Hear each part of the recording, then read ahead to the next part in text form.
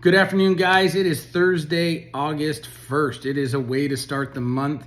Had a great opportunity to give some insight to private party acquisition. And this is something that I'm going to be doing now with Smartwolf Consulting every single week, once or twice a week, of just giving you these type of situations that happen that not only give you hope, but also allow you to understand that it is really the consumer experience. Money can't be the only driver. So what we had happen yesterday was kind of what every dealer wants on every trade. And this was great because it was a private party acquisition. So I'm at the Knight Auto Mall Buying Center. And this is a buying center that I opened with the Knight Automotive Group, and we've built it up now for about 7 months. A lady walked in that we had contact off of the Vehicle Acquisition Network on a Craigslist listing. And a sweet plug for Van, if you don't have Vehicle Acquisition Network, it is the best tool in the industry. It's not close. I highly recommend that you get it. But we contacted this person, set the appointment, they came in. Now, this is kind of the caveat of private party acquisition. You have to do what you say and then say what you do. So the motto here at the Knight Auto Mall Buying Center is, we beat the max. If you have a written inspected offer, we'll beat it. We want to earn your business. And this lady came in, we put her through the appraisal process to see where we'd come in at, and we use AccuTrade in our showroom floor as well as instant cash offer, and then we put it into vAuto for market-based pricing. Now what happened is that we went over all these numbers, and she actually had already went to CarMax, and we are a max offer partner, and so that we had been able to pull her max offer as well, so that we went out there and we provided her all the value so she could take advantage of the best number for her. And since she had already had a max offer, we beat that offer by a couple $100. And then this is what happened, guys. Now, I know a lot of people say with CarMax, the values are too high and things of that nature. It was the highest offer in this case, but when you looked at MMR and wholesale book and market value, it still left a spread of anywhere between, depending if you're the low side and the high side, of $4,000 to $7,000. And that's after recon. So we take this truck in. It's a wrap, it's easy, it's done. She also does a video testimonial for us and a review. More about that in a video later this week of where that is super important to building a buying center. Once we are done, she leaves, she's got her check in hand, and the vehicle's sitting outside the dealership. About 2 hours later, a guy comes in, he's looking for a new truck, and he has a trade-in that was actually an instant cash offer lead that we had set an appointment for the sales department. And when that truck was sitting out there, he saw it and said, actually, that's the type of vehicle I'm looking for.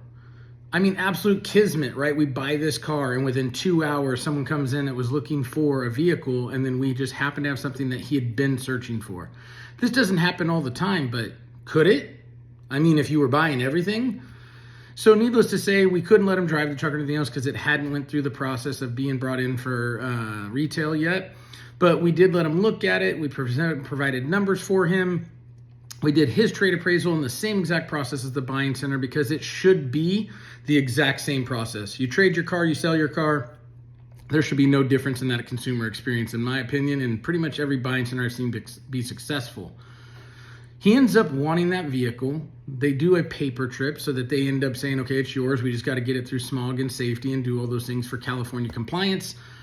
And we end up turning that vehicle around and getting a trade-in in a 4-hour time frame. Now, the profitability on this particular vehicle was well over what we expected. I'll just say that it was over 5 digits. So for dealers that are wondering if you can make gross in a buying center, you can. It's still available. Now, the moral of this story, guys, and kind of the thing that I hope everyone kind of gets from this is you have to really have that strategy of buy everything. Don't be afraid of anything. But more importantly, is we got to trade in. How many of those opportunities where you're like, I don't know, I don't want that, I don't think we can do that, I don't feel this is a good deal. Take your feelings and your thoughts out of it. In all fairness, okay, they don't matter. Use the data and the science and understand that when you buy cars, how many of those cars you buy brought in a trade-in that you could use. So every time you say you don't want to buy a car or you don't have a great private party acquisition strategy, you're not just costing yourself one deal. How many times are you costing yourself 2 or 3 deals? Because do you track how many trades those acquisitions bring in? It's just that kind of story of the day is like, hey, you can be really good at this. And this is one of those like great stories that you're like, oh my gosh, this never happens. But we've had it happen 2 times in 3 weeks at the same buying center. We also bought a very unique truck. It's a TRX Hennessy Mammoth Edition. All these upgrades. We buy the vehicle. The customer shows up. Within 24 hours, we turned around and sold that vehicle, and we had 7 different leads on that vehicle. It also captured a trade. So I want to leave you guys with this is, if you don't have a private party acquisition plan, okay, if you don't have a buying center, please, by all means, hit me up, Smartwolf Consulting, Darrell, Steed. I am more than willing to put in time and effort to make you successful. If you do have one of those things and you're not using Vehicle Acquisition Network, that is the tool that I drive most of the results for the buying centers I build.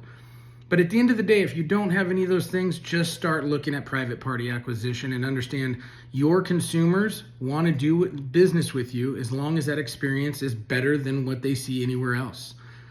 More coming from Smartwolf Consulting. I appreciate you guys taking the time. Again, Darrell Steed saying, have a great day, happy August, and let's make it a great month.